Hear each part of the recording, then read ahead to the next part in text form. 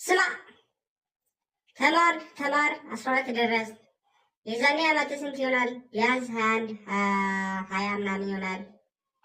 እና 12ን ተምረህ ጨርሰህ አልፈህ ወደ ዩኒቨርሲቲ ስገባ ቢያንስ ዩኒቨርሲቲ ውስጥ 1 4 5 ዓመት ትማራለህ ወይ ትቀጣለህ።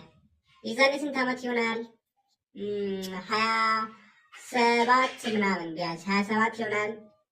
ከዛም ተመልሰህ ታስተምራለህ። ተምረህ ዩኒቨርሲቲ ውስጥ ገብተህ ራስህ ተምረህ 1 4 ዓመት ተምረህ ከዛ ትመለሳለህ።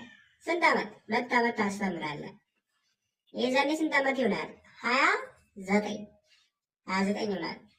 29 ማለት እኛ ስራ የምንሰራው ስንት ዓመት ላይ ነው? የራሳችን ስራ መቼ ነው ሰርተን የምንለወጠው? ኧረ ተው።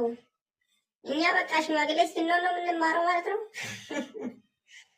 ይሄ አይሆንም። እንደውም 12 ላይ ስንደርስ ማቋረጥ ነው። 12 ስንደርስ ማለት ነው ብራዘር ቀጥታ ወደ ስራ ሂድ። ምክሬ ነው፣ እንደኔ አስተሳሰብ ማለት ነው።